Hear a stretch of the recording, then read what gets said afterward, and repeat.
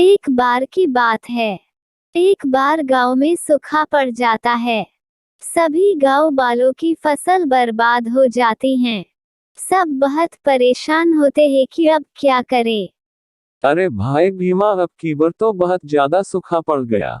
सारी फसल ही बर्बाद हो गई। मैं तो बहुत कर्जे में आ गया हूँ। हाँ भाई नथु, मेरा हाल भी तुम्हारी जैसा ही है। जरूर हमारे गांव में किसी ने बहुत पाप किए होंगे, तभी तो भगवान उसी का बदला ले रहे हैं। मैंने सुना है पास वाले गांव में एक प्रसिद्ध मंदिर है। चलो हम सब वहां जाकर भगवान से प्रार्थना करेंगे, क्या पता बारिश हो जाए। यही सोचकर वे सारे गांव वाले लोग मिलकर पास वाले गांव के भगवान के दर्शन और प्रार्थना करने जाते हैं। फिर अगले दिन जब वो वापस लौट रहे होते हैं तो उन्हें लौटने में देर हो जाती है और अंधेरा हो जाता है। उनकी गाड़ी घने डरावने जंगल से गुजरती है। सभी लोग बहुत डर जाते हैं। अरे भाई नथु, ये तो बहुत घना जंगल है, कहीं कोई भूत प्रेत न मिल जाए रास्ते में। अरे यार भीमा, कोई भूत प्रेत नहीं होते। तू सबको डरा मत और चुपचाप बैठ जा। तभी उन्हें डरावनी आवाज सुनाई देती है। अरे भाई, मुझे बहुत डरावनी डरावनी आवाज सुनाई दे रही है। मुझे लगता है जरूर आज हमारे साथ कुछ गलत होने वाला है। अरे भाई भीमा, तुम डरो मत, हम अभी तो भगवान के दर्शन करके आए हैं। कोई भूत प्रेत हमारा कुछ नहीं बिगाड़ सकता। तभी कुछ दूर जाने पर उनकी गाड़ी का पहिया एक पत्थर से टकराता है। अरे मर गए री, लगता है भूत ने हमला कर दिया। सब अपनी जान बचा के भागो। अरे यार भीमा, तेरे सिर्फ नाम ही भीमा है, असल में तो बहुत डरपोक है। देख, ये तो सिर्फ एक पत्थर था जो हमारी गाड़ी के पहिए के नीचे आ गया था। फिर थोड़ी दूर जाने पर पहाड़ों से एक पत्थर लुढ़कता लुढ़कता हुआ उनकी गाड़ी पर गिरता है। अरे मर गए री, लगता है भूतों ने पहाड़ों से हमला कर दिया।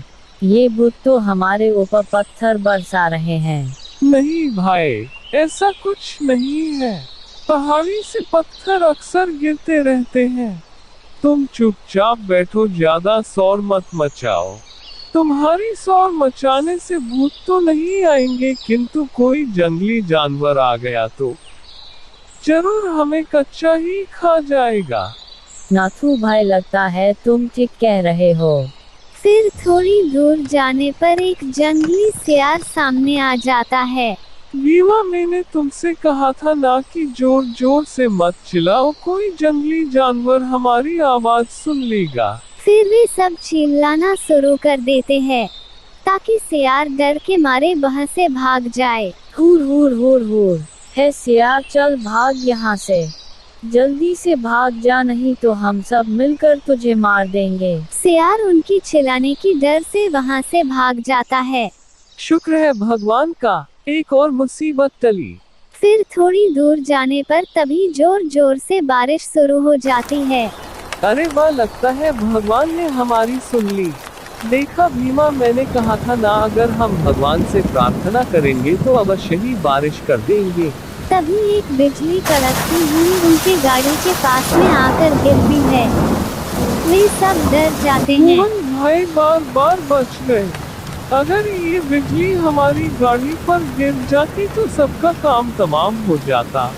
थोड़ी सी आगे बढ़ने पर फिर से कड़कती हुई बिजली उनके गाड़ी के बिल्कुल नजदीक गिरती है। अरे भाई मर गए री, बार बार बच गए।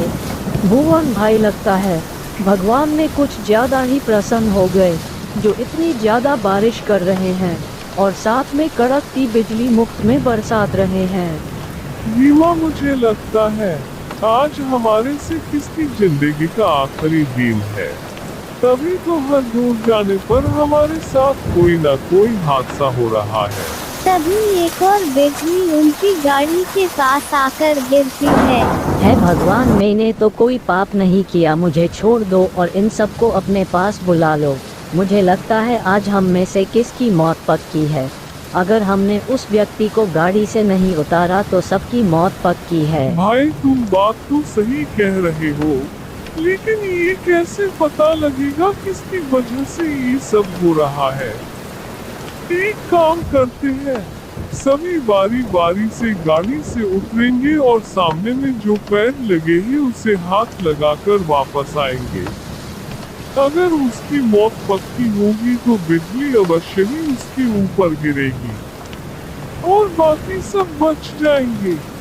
ठीक है भाई, पहले तुम जाओ, बाद में मैं आऊँगा। फिर वो आपस में तय करते हैं कि कौन पहले जाएगा और कौन बाद में। सबसे पहले भुवन जाता है। हे भगवान, मैंने तो जिंदगी में कोई पाप नहीं किया, कृपा करके मुझे छोड़ दो। मेरे ऊपर बिजली मत गिराना। अगर मैं बच गया तो मैं 100 रुपए का प्रसाद चढ़ाऊंगा। भुवन डरता हुआ जाता है और पेड़ को हाथ लगाकर वापस आ जाता है। बच गया री, मैं तू बच गया।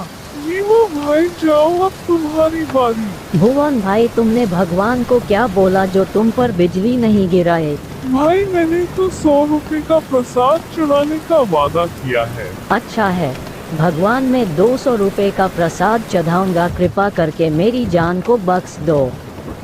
इतना बोलकर भीमा भी पेड़ को हाथ लगाकर वापस गाड़ी में आ जाता है। हे भगवान, तेरा लाख लाख शुक्र है जो तूने मेरी जान बख्श दी। अब सिर्फ नथु ही बचा था। सबको लग रहा था यही है जिसके वजह से आज हम सब फंस गए हैं। नथु ये सोचकर उदास हो जाता है कि उसकी वजह से सबकी जान आज जोखिम में पड़ गई। वो पेड़ को हाथ लगाने के लिए चला देता है। हे भगवान, मैंने अपनी जिंदगी में कोई बुरा काम नहीं किया है। हमेशा मेहनत से रोजी रोटी कमाई है। कभी किसी के साथ धोखा या कोई बुरा नहीं किया, कभी कोई छल कपट नहीं किया। अगर फिर भी मुझसे कोई भूल हो गई हो तो उसके लिए मुझे क्षमा करना। मैं अपनी जान देने के लिए तैयार हूँ। आप मुझ पर बिजली गिरा दो, मैं अपनी मृत्यु स्वीकार करता हूँ। ये बोलकर वो पेड़ के पास पहुंच जाता है। गाड़ी में बैठ बाकी लोग बहुत खुश होते हैं। उन्हें लगता है कि बाकी सब बच गए। जैसे ही नथु पेड़ को छूता है, जोर से बिजली कड़कने की आवाज आती है, लेकिन वो बिजली नथु पर नहीं उस गाड़ी पर गिरती है। और नथु ही एक लता इंसान था जिसकी कर्म की वजह से बाकी के सभी लोग सुरक्षित बचे हुए थे। नथु की वजह से ही गाड़ी के आसपास तो बिजली गिर रही थी, किंतु गाड़ी के ऊपर नहीं गिर पा रही थी क्योंकि उस गाड़ी पे नथु था। लेकिन उन्होंने उसी को गाड़ी से उतार दिया। नथु यह सब देखकर उदास हो जाता है। हे भगवान, मैंने जिंदगी में कोई अच्छा काम किया है तो कृपा करके मेरे बाकी के दोस्तों को भी जीवन दान दे दीजिए भगवान। भगवान नथु की सच्ची श्रद्धा से प्रसन्न होकर उसके बाकी सभी दोस्तों को जीवन दान दे देते हैं और कुछ ही पलों में सब फिर से जिंदा हो जाते हैं। फिर सब लोग नथु से माफी मांगते हैं और अपने गांव की ओर चल देते हैं। सभी गांव पहुंचते हैं तो देखते हैं उनकी खेत हरे भरे हो चुके हैं।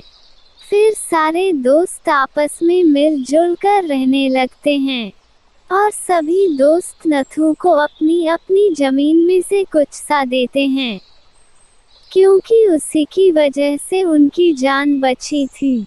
और नथु उस जमीन को गरीबों में बांट देता है। अक्सर चुनौतियों और संघर्ष से हम डरते हैं, लेकिन संघर्ष जो हमें और मजबूत बनाते हैं और जिंदगी को कठिनाइयों से लड़ने की हिम्मत देते हैं। कुछ भी कर पाने की और कुछ भी कर गुजरने के। इसीलिए जिंदगी में कभी भी कोई चुनौती आए उसे घबराए मत, बल्कि हंसकर उसका सामना कीजिए। ये कहानी आपके दिल को छुआ हो तो और चैनल पे नए हो तो चैनल को सब्सक्राइब करना और बेल आइकॉन को ऑल पर दबाना ताकि हमारे वीडियो सबसे पहले आप तक पहुंच सके।